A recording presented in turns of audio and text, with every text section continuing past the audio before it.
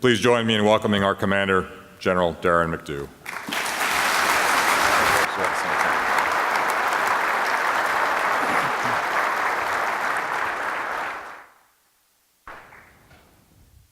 So I'm typically not all that nervous anymore when I speak. I've done this a few times. I've realized over time I'm not going to get any better at it. So that takes the nerves down quite a bit. However, in this case, I'm going to be talking about some topics where the audience knows a lot more about it than I do. And as I was listening to that introduction, which was quite gracious, I realized that there are a few people in the audience that don't buy much of it. There's actually one that's not impressed at all. General Handy, eventually, you'll have to give me something. It is great to see you again here, sir. And if you look in the dictionary, there's a couple names that stand beside four-star general. It ain't Darren McDew, but one of them is John W. Handy. So let me thank you all for being here and joining us. I think this is a phenomenal event. It's a wonderful opportunity to bring experts together to try to solve something. And we've got much to solve, I believe. What I have for you today is a series of thoughts, comments, not really a presentation as much as comments and thoughts. But let me start with this one. Thank you. I need to thank all the people who put this event together, but I want to start with the fourth component. If you haven't heard before, Air Mobility Command, U.S. Transportation Command has 3 components inside the Department of Defense. Military Sea Lift Command, everybody knows SDDC and Air Mobility Command, but I have dubbed you, our commercial partners, our fourth component, because I care as much about your readiness, I care as much about your viability and your capacity as I do the other 3 components. So it's very, very important for us as a community to think of you when we talk about the totality of U.S. Transportation Command. I think Transportation University that started, I think last year or the year before, is really a phenomenal event. So much so that I'm thinking about teaching a class next year myself. Now my problem is I don't know what I'm actually qualified to teach, but that's never stopped me before. So I want to challenge some of the folks down here. Chip Janikin taught a class this year, so I'm going to challenge the folks down here in the front row, find something, Kurt, find something that you can do and maybe teach a class next year. I think it's that important for the future of this community and this industry for all of us to grow our successors. And I think it's very, very important. The team that put this together, Bill Flynn and of course Buzz, what a great leadership team we have the opportunity to have. Thank you both very much for your leadership and what you've done and the community of people who put this event together. This just doesn't happen. I can vaguely remember what it's like to put an event together. It's been a few years where since I've actually done work like this, but it's very, very important, and thank you very, very much. We've got our NDTA committee chairs who do yeoman's work behind the scenes all the time between conferences to make sure that we have the right topics being addressed and we're working on things that have value to the industry. So thank you very much. We also have a couple people that are not here. Well, one person is not here, and that's Alan Estevez. Alan has not able to make it today, and with the election, his term limits will probably be up. But what a tremendous advocate, and I have personally appreciated his role modeling and mentoring he's been doing for me for the last year plus that I've been in this job. So thank you, Alan. We'll talk about Chip Janikin, who has also got term limits, but what a wonderful partner he has been. You don't know, but Chip actually attends my component commanders conferences. And not just as the MARAD guy, but as a senior leader in our industry who adds value to the things we're talking about. So thank you again, Chip. We've got dozens of military leaders, my compatriot in crime for a dozen or plus years, Andy Bush, is here. I'm always stuck next to him at a picture. And although in my mind I'm as tall as he, the picture never quite bears it out. Thanks again, Andy, for being here. And the component commanders are here, and you'll get a chance to meet all of them during the day, and they're all up here in front smiling. And I believe 3 of my best partners, one is our senior enlisted leader, Matt Caruso, our chief of staff, Dave Clarkson, and the best deputy I've ever had in my entire career, Steve Lyons. He is this close to being deputy of the quarter. He is this. The package I put in on him last quarter, almost made it. I just fell short on, I guess apparently the write-up wasn't as good as it needed to be because he didn't get TCDC of the quarter once again. Anytime now, Steve, you're going to get there. But before I go too much further, there is an icon that is noticeably absent from both ATA a few days ago and here, and that's General Cassidy. Some of you know that General Cassidy passed away back in February. We're going to reconvene here in November at Arlington to intern him, and what an icon. 29 plus years ago, he was our first U.S. Transportation Command commander. He was the first to be dual-hatted as the TRANSCOM and AMC commander. And he is that picture when you look under four-star general. He is the role model and legend that you would expect. An airlift legend, father of TRANSCOM, passed away in February, but his legacy and his fingerprints live on today in U.S. Transportation Command. He's obviously going to be remembered as a husband, a father, a grandfather, and a friend to many. And I just wanted to take this opportunity here to salute him. And I found this quote, at least the team found this quote. It says, I'm lazy enough to work hard in all the right areas. I sometimes hate to go to bed. And that was what he said after he retired. And I will say with the nectar of the gods, rest well, General. That's a good one. So 29 years later, after General Cassidy helped stand up TRANSCOM, it's remained a busy command. The last 12 months have been just as busy as the previous 29 years. So take a look at this video and you'll see.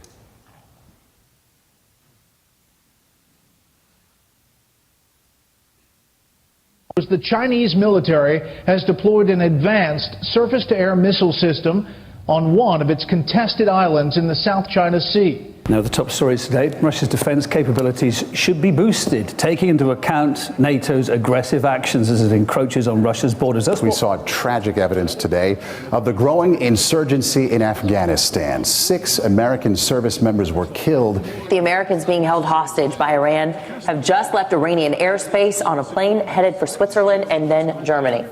The Pentagon has urged hundreds of U.S. military families to leave Turkey amid new concerns about their safety in the country. An attempted coup leading to chaos, death, and instability in Turkey, a key U.S. ally. The U.S. and Russia are closing in on an agreement for a ceasefire in Syria. And most residents of South Sudan's capital pinned down by gunfire and heavy explosions amid a 5th day of shelling. Paris has woken after its long night of unimaginable slaughter at the hands of Islamic State terrorists. Right now, Air Force One coming in for a landing in Havana at Jose Marti Airport there. A historic trip by a U.S. president. The first is a Fox News alert. The extremely dangerous Hurricane Matthew is right now on a path of destruction in Florida. In northern Iraq, ISIS is facing another battle for territory. Kurdish forces are fighting to retake villages near Mosul. They say they've already won control of several. Pretty busy. What amazes me time after time is how you don't even take the time to pat yourselves on the back. That's logistics in action. That is the thing that makes us different from every other military in the world, is our ability to do those things. But we move on to the next thing quite rapidly, and we never stop. So I am proud to get a chance to call myself the TRANSCOM commander, because I'm the only commander that gets thanked by all the other COCOMs. Every combatant commander thanks me personally for the things that you do. So on behalf of 8 COCOMs, our Secretary of Defense, thank you very much for making all of those things happen and doing it knowing that you'll never get in the history books by name. Nowhere that it say logistics made that happen. As a matter of fact, I think most pundits and most media try to ignore the term altogether when they're writing the story because it's the less than sexy part. I find it pretty sexy myself, but thank you very much for doing it. And I'm proud to lead TRANSCOM, and I'm amazed at what this logistics machine is capable of doing. And I remind people all the time, we don't move stuff. We provide options. The world is still troubled. And in a troubled world, there's still, no matter what the pundits say, one number everyone in the world calls. And it sits on the desk at 1600 Pennsylvania Avenue. And at 1600 Pennsylvania Avenue, the occupant of that residence knows that they've got this enterprise to provide options that nobody else can do. So thank you very much. Now, I describe what we do in two basic ways. We can have an immediate force right now through our air assets, or we can have that decisive force, and that decisive force is delivered by a maritime force. Take a look at this.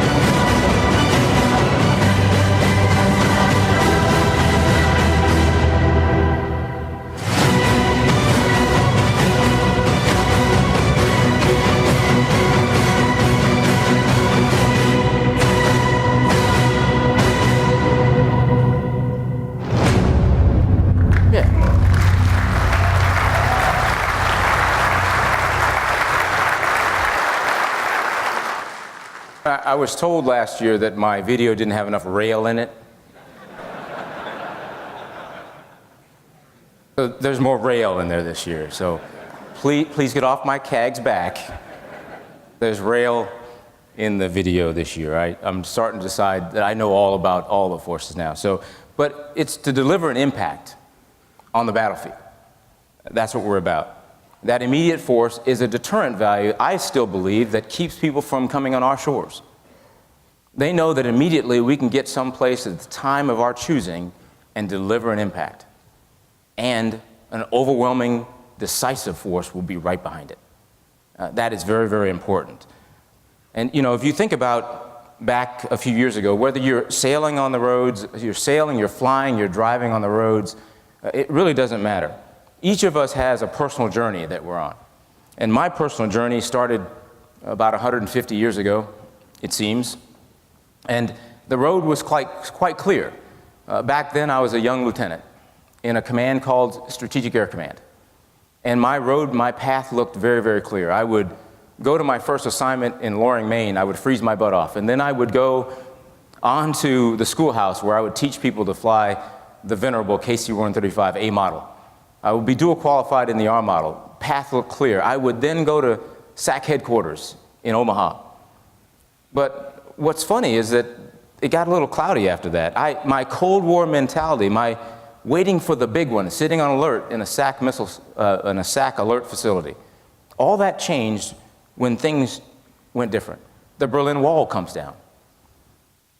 SAC goes away. Air Mobility Command stands up. Then I get into AMC, and I'm now flying this new thing called the C-17, and back and forth we go to the desert because Saddam Hussein rattled his saber a number of times, and we responded. It seemed every Thanksgiving and every Christmas, we responded. And then the world changed altogether after 9/11 when we were attacked. And the road got foggier and foggier. Recent conflicts have been all about coin and contingency operations.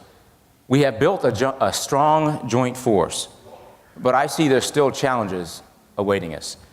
The geographically isolated conflicts that we've come to know and some enjoy, this last 15 years really of sustainment operations versus deployment operations.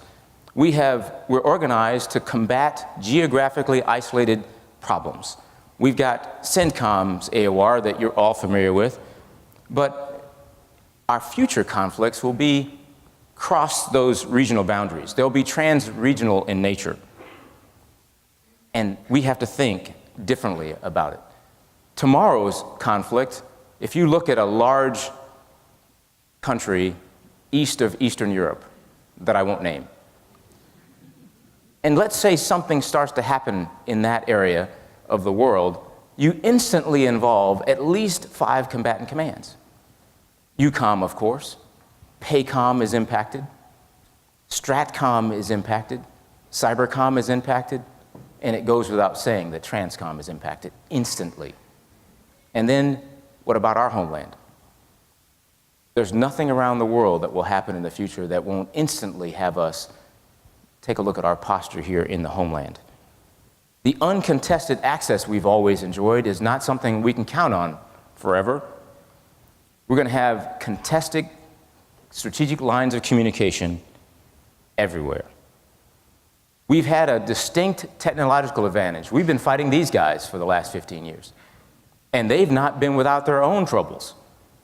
But that's a different fight than once you start talking about a peer, someone that could match us with technology, numbers. That's a different fight altogether. Our freedom of movement and the dominance that we've enjoyed in all domains, air, space, cyber, surface, we won't have that anymore. We've enjoyed pure dominance in every domain for the last 15 years. So what's got to change? Well, one of the things we've got facing us is our own attitudes. And let me stop for a second and tell you just a brief story, if you don't mind.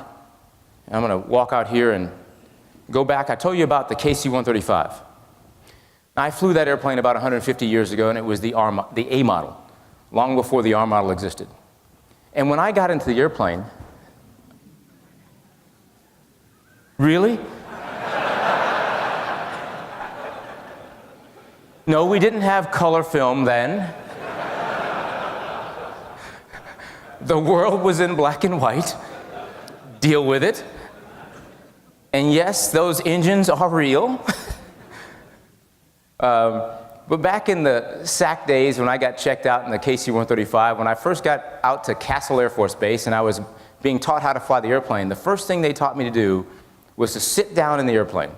And when I sat down in the right seat, the first thing I did was this. Any aviators in the room? What is that? What am I doing there? Putting a headset on. The second thing they taught me to do was, after I did this, was to do this. Anybody know what that is? I'm uncovering my left ear. So you had a headset on, which was supposed to help your communication, maybe help with hearing protection. Why am I uncovering my left ear? Because the other pilot sat in the seat and did this, and uncovered his right ear. Why? So that we could yell at each other. Or because back in the days, there was a little bit of problem in the KC-135 radio system. And I don't want to get too technical because this front row won't be able to stay with me. So the technical aspects of what actually was going on with the radios is that the KC-135 A model radios sucked. I know that's highly technical, but suck is a maintenance term of art. And so because they were that bad, if you use the interphone, sometimes you would cut out really important transmissions. So it was better for the pilots for a lot of things to yell at each other across the cockpit. And I was raised that way, and I thought I would probably die that way. And then one day I was moved off to another airplane. And guess what? In the 6 or 7 airplanes I've flown since, they have a thing called hot mic. They have solid state radios, radios that actually don't cut out important transmissions. You're actually enhancing everybody's situational awareness by actually talking on the interphone. And so I'd gone off and flow those, and then I came back, and when I came back to Air Mobility Command as 18th Air Force Commander, and I decided to check out in the 135, I said, I'm going home. I'm going back. It's the R model, but I'm going home. And I go back out to Altus, and my young captain puts me in the airplane, and I'd forgotten the lessons from 150 years prior. Why should I need to know those lessons from 150 years prior? Been 20 years plus, things had to be different. So I sit down in the airplane, I'm in the left seat, and I go like this. Crank up the engines, we take off. The muscle memory comes back, the young captain is shocked that the old guy can actually fly an airplane. We're flying around, I'm actually showing him things that he didn't know existed in the airplane because they had stopped teaching certain things in the airplane. But I noticed after a couple patterns, he wasn't as impressed with me as I was with myself.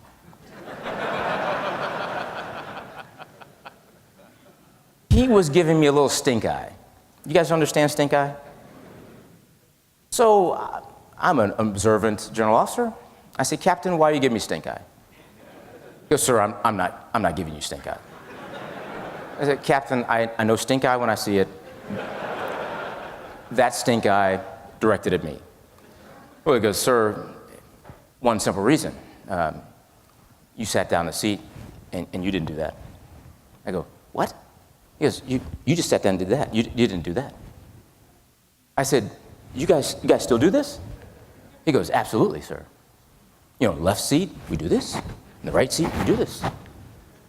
And sir, you didn't do it. And you know, that's what we do in this airplane. I said, Captain, why do you do that?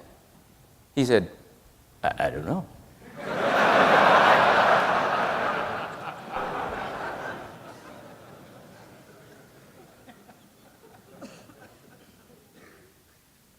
How many things do we do today? We have no idea why.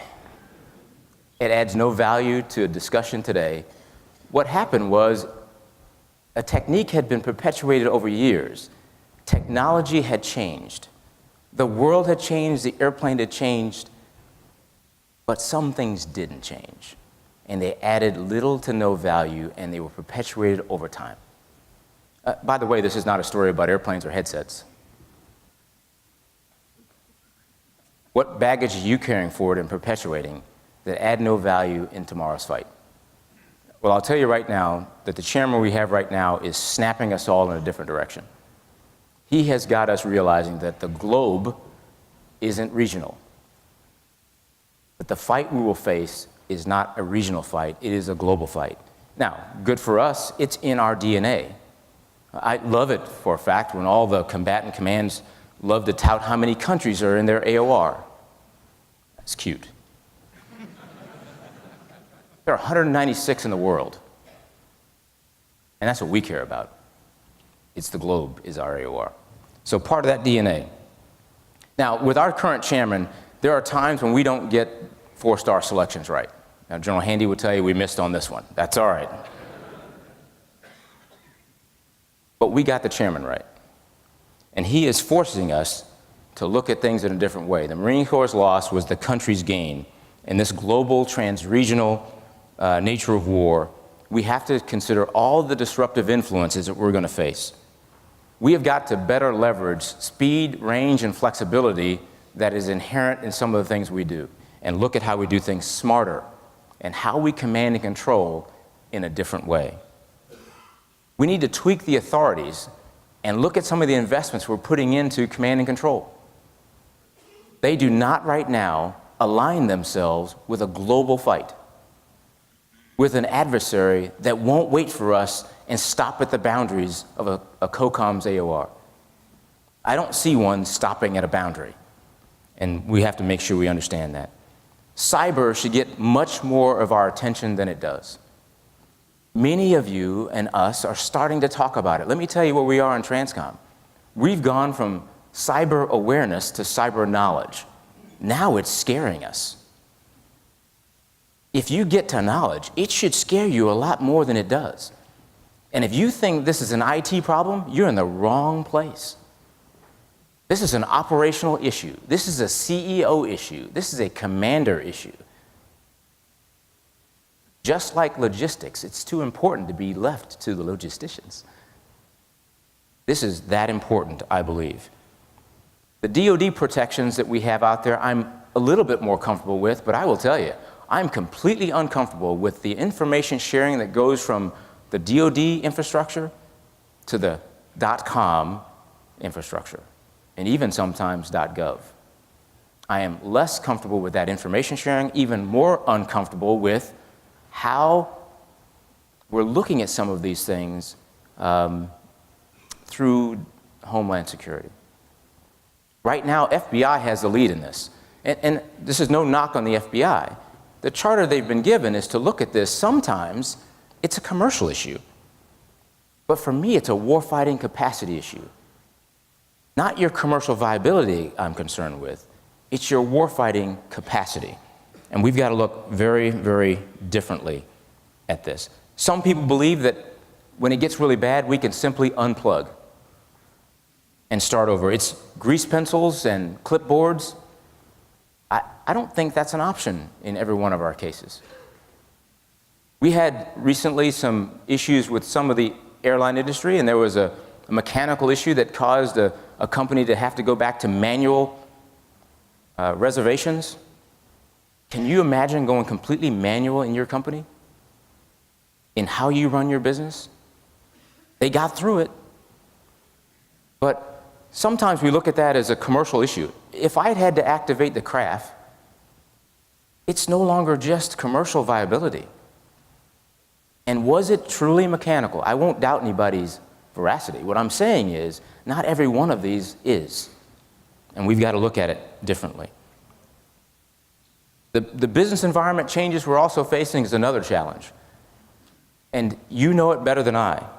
We've got shortages across the spectrum when it comes to manpower. And that manpower shortage is not just because of what technology may or may not be doing or whether we're behind, but it is literally getting after, will we have the right people for the right job going into the future and in the right numbers? I'm concerned. You see the numbers like I do, but I'm not sure every industry at every company is looking at it the same way. Emerging technologies were also creating potentially cyber vulnerability. So if we fix the problem we have with manpower with technology, and we have more of a connected Internet of Things, well, then what? If you're not baking cybersecurity into every one of those thought processes and every process, we've got more issues that we're baking into what we do. However, we have to use autonomy, artificial intelligence. We have to use them. Big data analytics are something we have to do. Our adversaries are going to, and we will have to win. So we've got to get ahead of them. Not matching them is no longer good enough. We've got to stay ahead of them in these. And we've got to find ways to challenge the way we think about all of these new concepts. You can't just put your headset on the way you were taught. Maybe you don't need a headset at all. Well, let's talk about something we may be all a little bit more familiar with. And I found these statements. The American public is tired and eager to move on after recent wars and is weary of engaging in another conflict around the world. Our peer nations are on the rise and their capabilities are growing. Our military is not large enough nor properly equipped to meet the modern enemy. Military leaders warn of a looming conflict with emerging great powers, and our current technology and tactics are focused on winning the last war, and we know we're not ready for the next one. Our senior-most military leader goes before the Senate Appropriations Committee, seeking to restore funds from the House and says, I quote, "I hope you will agree with me when I say that further reductions in this bill will seriously endanger the national defense." Headlines read, "People demand peace." Sound familiar? This is not the headlines today. This was 75 years ago. That quote was from General George Catlett Marshall, Chief of Staff of the United States Army, VMI class of 1901.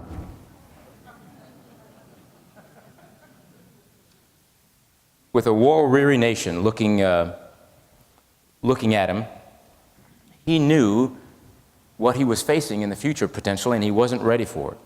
He didn't focus on the things he couldn't control. He didn't focus on those things like, I don't have enough money, I don't have this, and I don't have that. He said, what can I do with what I have?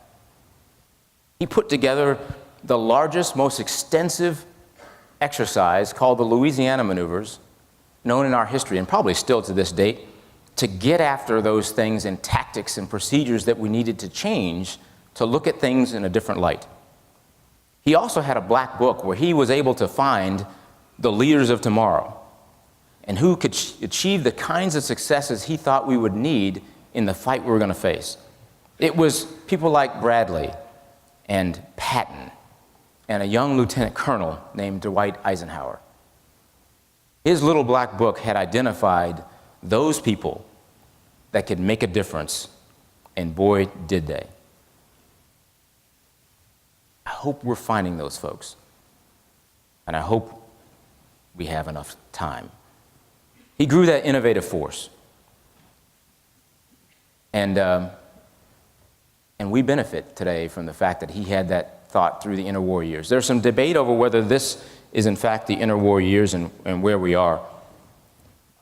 Debate the title. Don't debate the fact that we need to do some things differently. Our nation is at a crossroads, and I think it's very similar to where we were 75 years ago. Interwar or not, we're at a crossroads, and after 15 years of war, we do in fact have the most battle-tested, battle-hardened force we've ever had. But does it prepare us for the next war? We need to focus on some of the opportunities. Find new ways to do business. It was not that recent, not that long ago, that we're looking at a BCT, Brigade Combat Team, move to Europe. And we realized that we didn't remember how to do it all that well. You go, well, we've been at war for 15 years. Well, we've been at sustainment of the war for 15 years, not deployment of the force for 15 years. It's a different proposition. And we're going to have to realize that. Who in the world is our next? Eisenhower, Jobs, Cassidy. Who's out there? Well, I think that they're here. I think that they're in this audience. I walked many a mile at this small school in the Shenandoah Valley, Virginia, called the Virginia Military Institute. And every day for 4 years, I walked through the Stonewall Jackson Arch. And there was a simple statement up on that archway that I remember. As a matter of fact, it impacted us so much in my class. It's on the side of our rings, and on my ring it says, it's a bit molded over now, but you can see it more clearly on the slide here. And it says simply, you may be whatever you resolve to be. I think we need to resolve to be better than we have been. We have to resolve to have exercises that matter.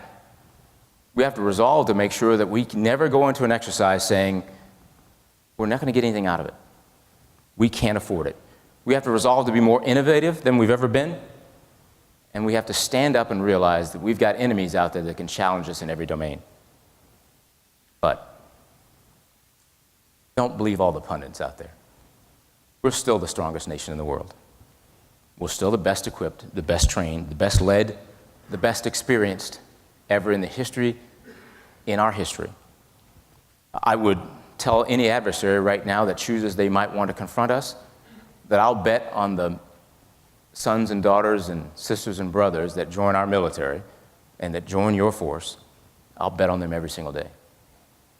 But we've got to give them better than we've been giving them for the last 15 years. And it's been good, but it won't be good enough. And you're the answer. Forums like this is the answer. Solutions are in this room. I believe the future is in fact bright, and I know you're going to take us down the right road. I'm absolutely convinced of it, and I'm looking forward to being there with you as we travel down this road. Thank you very much, and let's have a good conference.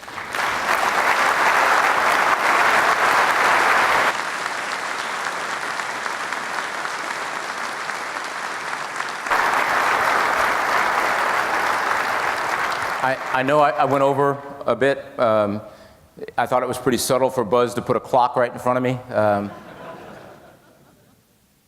Yeah, Buzz. But I want to, if I can get the component commanders to come up here for just a second.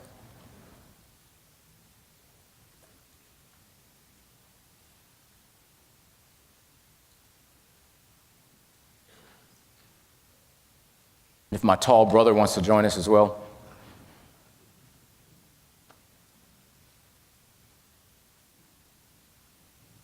And if Dr. Janikin will come up. We talk about partnering and all those kinds of things, and not every marriage is wonderful every single day, but in the long run, it's worth it. And this has been a partnership that I think has been exceptionally good for our community. Hey, you down here. It's not very often I can do that. And just on behalf of all of us, we want to say thank you very much for being an exceptional partner. We're going to miss you. The fact that you're one of us has been helpful.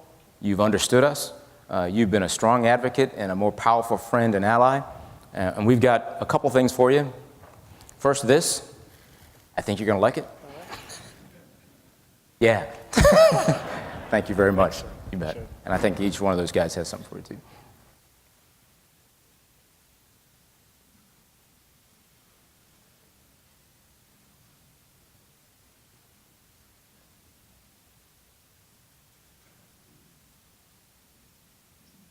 Ladies and gentlemen, Chip Janikin.